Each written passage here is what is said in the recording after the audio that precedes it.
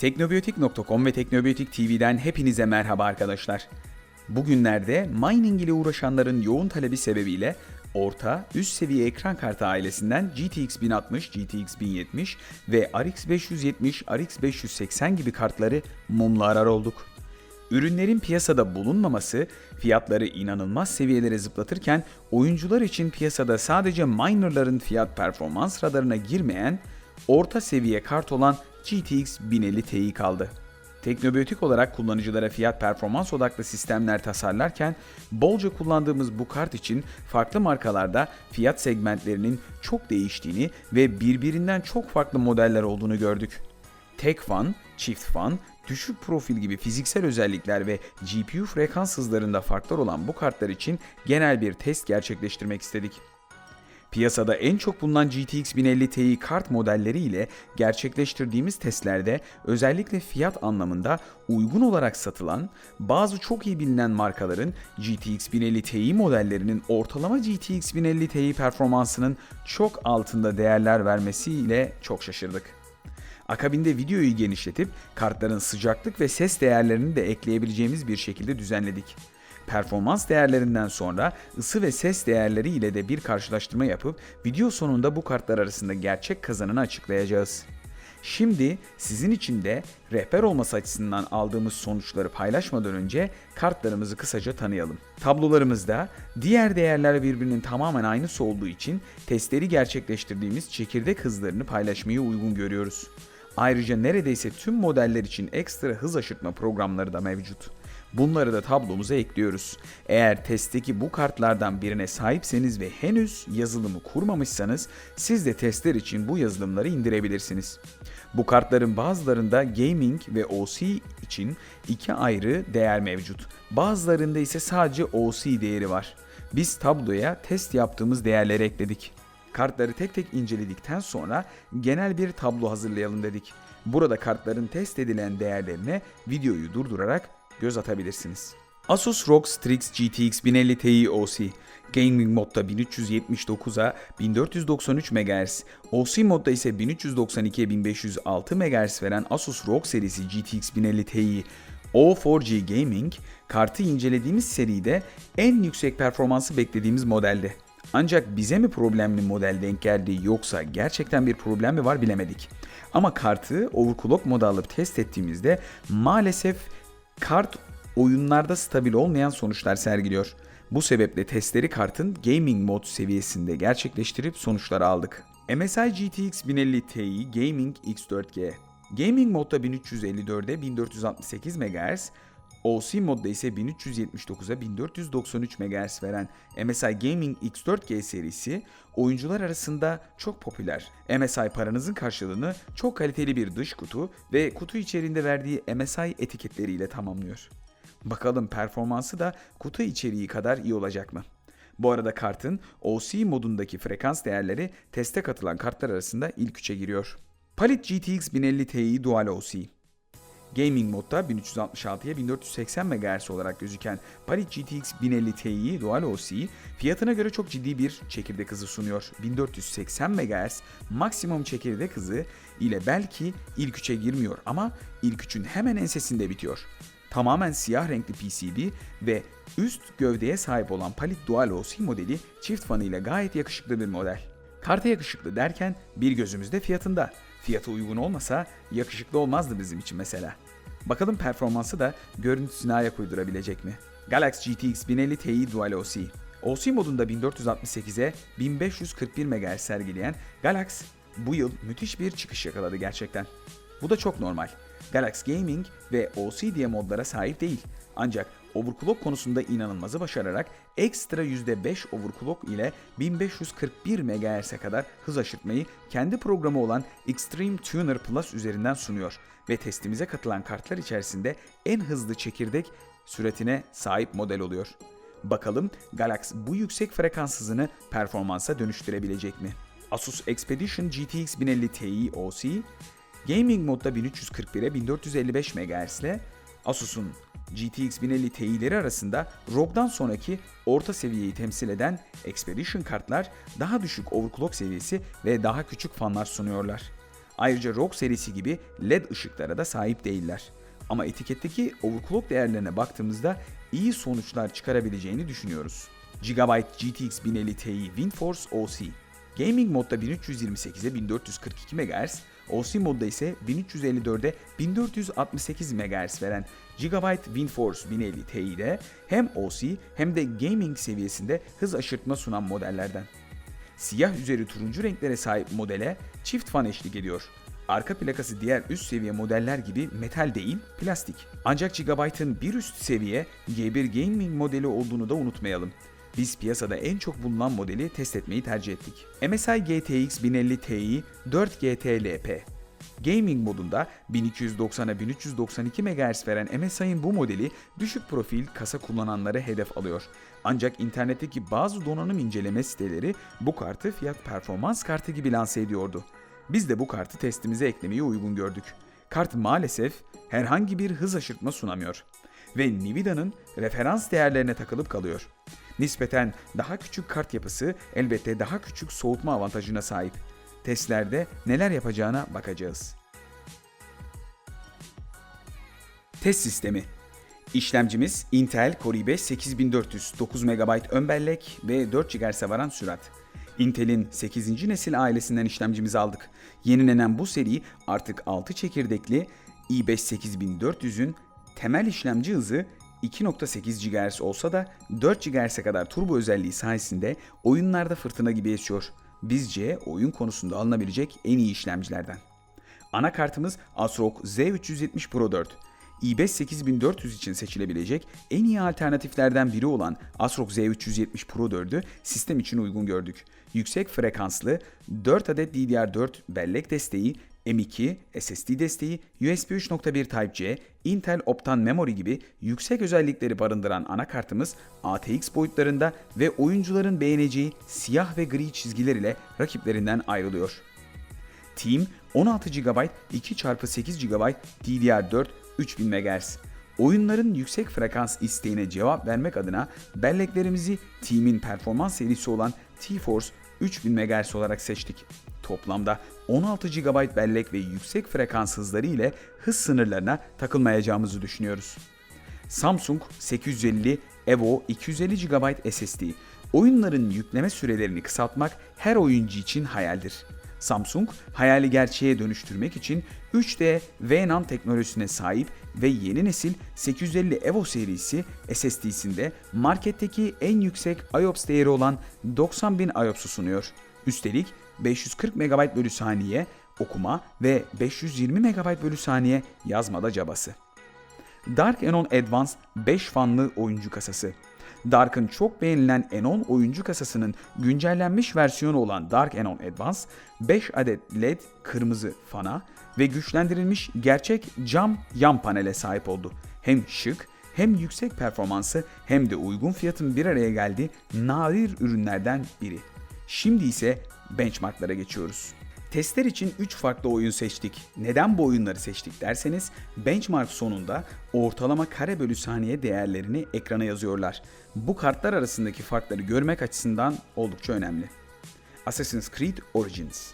2007'nin son çıkan oyunlarından biri olan Assassin's Creed Origins etkileyici grafiklerle bizi eski Mısır'a götürüyor. Oyun benchmark sonrası çok detaylı sonuçları bize sağlıyor. Grafik şeklinde karşımıza gelen değerlerde kare bölü saniye değişimini ve bu FPS değerleriyle eş zamanlı CPU ve GPU kullanımını da bize gösteriyor. Böylece ani bir performans sorunu yaşarsanız sebebi hızlı bir şekilde anlayabilirsiniz gibi görünüyor. Bunun dışında ortalama kare bölü saniye üretim değerlerini de karşımıza getiriyor. Burada dikkat etmeniz gereken CPU ve GPU'nun milisaniye cinsinden ürettiği FPS değerleri arasında fark olmaması olarak özetlenebilir.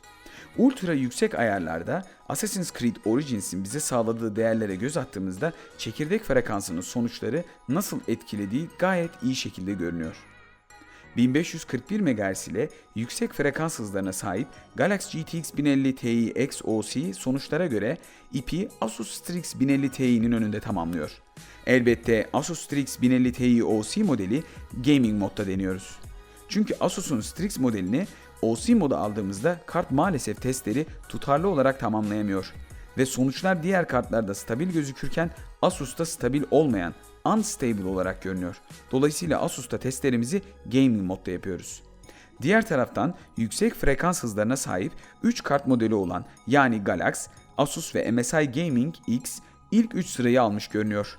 Diğer üçlü ise Palit, Gigabyte ve Asus Expedition olarak özetlenirken aniden gözümüz MSI'nin verdiği değere odaklanıyor. MSI 1050 Ti LP yani Low Profile modeli %21 daha düşük performans ile ancak 33 FPS verebilmiş görünüyor. İnsanın bu kartın 1050 Ti olduğuna inanası gelmiyor desek neredeyse yeridir. Kart sanki bir alt modeli olan GTX 1050 gibi davranıyor. Rise of Tomb Raider. İkinci oyunumuz Tomb Raider serisinin ikinci oyunu olan Rise of Tomb Raider. Ekran kartları ile dalga geçen oyunlardan olan Tomb Raider, GTX 1050 Ti'yi olabildiğince zorlayanlardan. Sonuçlarda önceki oyunumuz Assassin's Creed'e göre değişen pek bir şey yok gibi. Kartlar arasındaki sıralama değişmiyor ama kartları 3'e ayırabiliyoruz. 48 FPS sınırını geçenler Galax, Asus Strix, MSI Gaming X olurken 47 FPS sınırını geçenler ise sadece Palit ve Gigabyte oluyor. Şaşırtıcı şekilde Asus Expedition Assassin's Creed'deki başarısını tekrarlayamıyor ve aşağılara düşüyor. MSI LP modeli ise aldığı sonuç ile kesinlikle şaşırtmıyor ve ipi önde göğüsleyenlerin yaklaşık 4 FPS kadar gerisinden takip ediyor. Tom Clancy Ghost Recon Wildlands. Yine işlemci ve ekran kartı tarafında ciddi iş yapan oyunlardan biri olan Ghost Recon Wildlands, oyunundaki ilk 3 sıralamada küçük bir değişiklik var. MSI Gaming X4 modeli sıralamada 3.lükten kurtuluyor ve 2. sırayı alıyor. Listedeki tek değişiklik bu iken Asus'un Expedition modeli ile MSI'nin 1050 Ti LP modeli 40 FPS'nin altında kalıyor. Isı ve ses testleri. Kart performanslarından sonra önemli olan ısı ve ses değerlerine de bir göz atalım diyoruz. Stüdyomuzda bu iş için ciddi mesai harcadık diyebiliriz. Öncelikle ısı ile başlayalım. Testlerimizi oda sıcaklığını klima ile 24 derecede sürekli sabit tuttuğumuz stüdyomuzda eşit şartlar altında gerçekleştirdik. Bu sırada işlemci üzerinde standart işlemci soğutucu bulunuyordu ve Dark Anon Advanced'ın fanları fan kontrolcüsü üzerinden en düşük ayarda ayarlanmıştı. Stres testi olarak FUR markı kullandık ve %100 yük altında GPU'ları 15 dakika boyunca teste tabi tuttuk. 15 dakika sonunda kartın ısı değerlerini aynı sistem için MSI Afterburner üzerinden ekranda okuduk. Kartların teste başlamadan önceki ısı değerleri ve 15 dakika sonunda çıktıkları maksimum değerler tabloya eklendi. Ayrıca tabloda delta yani fark değerine de yer verdik ki aradaki ısı değişiminin ne kadar büyük olduğunu gösterelim. Sonuçlara gelirsek sadece bir modelin soğutma performansında arada ciddi orandan sıyrıldığı görünüyor. Asus Strix, yüksek performansı yanında soğutmada 60 derece altında kalan tek kart olarak ne kadar başarılı bir soğutması olduğunu gösteriyor. İkinci sırayı Palit alıyor ve hem minimum hem de maksimum ısılarda gayet iyi değerler elde ediyor. Hemen arkasında MSI'ın Low Profile modeli var. Performansı zayıf olan bu model en azından soğutma tarafında ortalama bir iş çıkarıyor. MSI Gaming X4G ve Gigabyte'ın yüksüz durumdaki ısıları diğerlerine göre ciddi oranda yüksek. Ama Gigabyte WindForce OC modelinin arka plakası plastik ve bu ısıyı içine hapsediyor. Yük durumunda maalesef testin en yüksek ve en kötü skoruna imza atıyor. Sonuç ise maksimumda neredeyse 70 dereceye ulaşıyor. Bu Gigabyte adına üzüntü verici. Yine de Gigabyte fanlarını üzmeyelim. Eğer Gigabyte tercih edeceklerse mutlaka bir üst model alan GTX 1050 Ti'yi G1 Gaming modelini tercih etsinler. Çünkü o kartın arka plakası metal ve ısıyı daha iyi absorbe edebilir. Ses testleri. Daha önce söylediğimiz gibi kasa fanları en düşük ayarda ve test ortamımız 24 derecede sabit. Peki ortamdaki gürültü seviyesi ne durumda? Yalıtımlı, ses bakımından gayet iyi olan stüdyomuzun ortalama gürültü seviyesi 37 desibel seviyesinde. Ayrıca sesleri profesyonel kamera tripod üzerine yerleştirdiğimiz gürültü ölçeriyle yapıyoruz. Gürültü ölçer cihazımız masamızın üzerinde ve oturuşu pozisyonumuza göre sağ taraftaki kasamızdan tam olarak 30 santim uzaklıkta ve ekran kartı hizasında. Yan paneli tamamen kapalı olan Dark Anon Advanced kasamızın tam karşısında duruyor diyebiliriz. İnternette ses seviyesi ölçerken bazı arkadaşların kasa yan panelini açıp ses ölçeri kartın yakınlarına koyduklarını gördüğümüz videolar izledik. Bu bize samimi gelmiyor. Sebebi ise oyuncu hiç kimsenin kafasını kasanın içine sokup ses dinlediğine inanamıyoruz. Yapıyor musunuz yoksa? Neyse, biz inanmamaya devam edelim, siz de en iyisi yapmayın. Bu yüzden testlerimizi 30 santim uzakta gürültü ölçerimizi konumlandırarak yapmayı uygun gördük. Furmak testini çalıştırdık ve test sonuçları için başlangıçta her 5 dakikada bir sonuçları kaydederek testimizi tamamladık. Her 5 dakikada bir test sonuçlarını almamız eğer varsa lineer olmayan bir durumu gözlemlemekti. Ancak sonuçlarda hiçbir kart lineer olmayan bir ses seviyesi sergilemedi. Gelelim ses ve ısı değerlendirmesine. Önce birinciyi ilan edelim. Ses konusunda birincimiz MSI Gaming X4G. Tam yük altında diğerlerinden daha sessiz olan kart, iş ısıya gelince düşük performans gösterse de en azından bir konuda iyi olduğunu gösteriyor. İkinci ve üçüncü sırayı sırasıyla Asus Expedition ve Strix OC alıyor.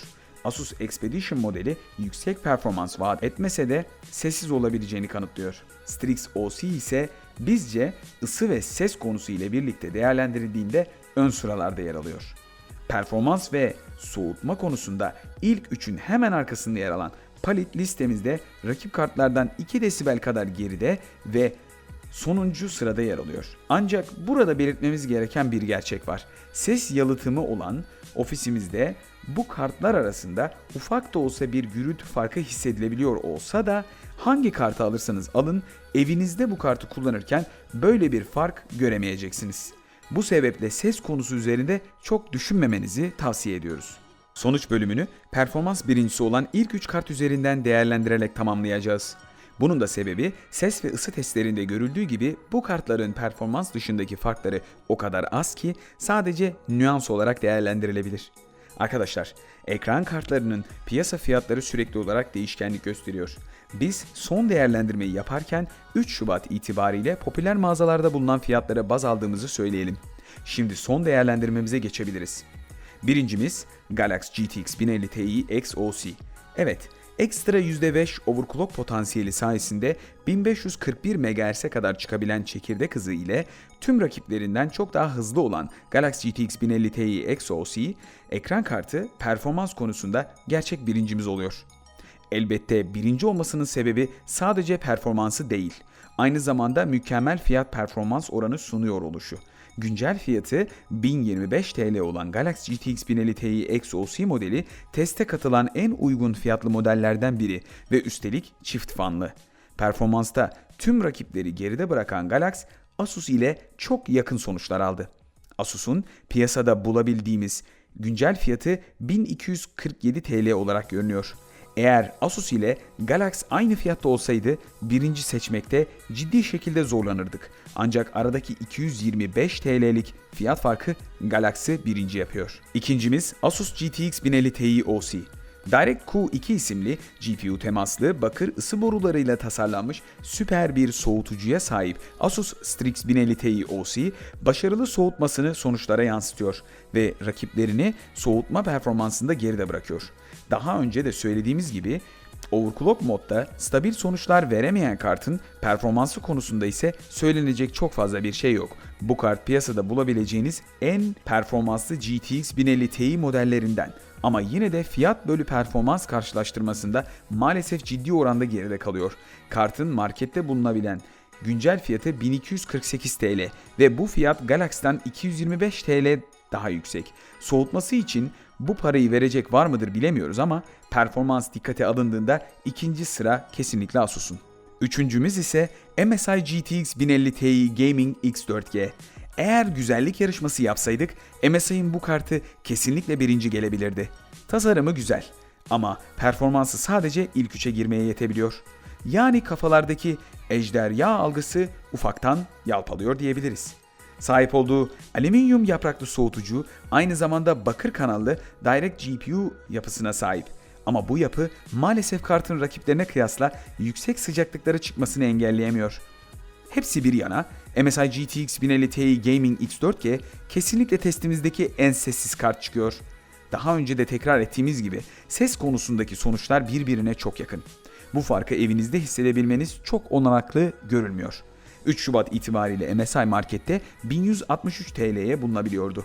Soğutma ve performansta Asus'un gerisinde kalması fiyat avantajı olsa dahi Asus'a göre sadece sessiz olan kartı maalesef ancak 3. yapabiliyor. Son söze gelecek olursak, testimize katılan tüm markalar Nvidia'nın çok önemli partnerleri ve benzerlikte ürünler üretmekteler.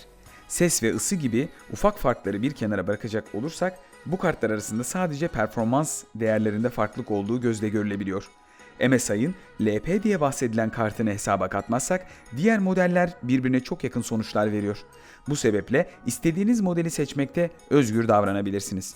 Tek söylemek istediğimiz, marka fanatikliğine gerçekten gerek olmadı ve bunun hiç kimseye fayda getirmeyeceğidir. Diğer taraftan bu kartlar piyasada diğer modellerin minerlar tarafından tüketilmesinden dolayı çok revaçtalar. Bu yüzden fiyatları yükselme eğiliminde. Eğer bir sistem toplama planınız var ve GTX 1050 Ti ekran kartı düşünüyorsanız, karar vermekte testimizin faydası olacağına inanıyoruz. Bir sonraki videomuzda teknobiyotik.com ve Teknobiyotik TV'de tekrar görüşmek üzere. Hoşça kalın.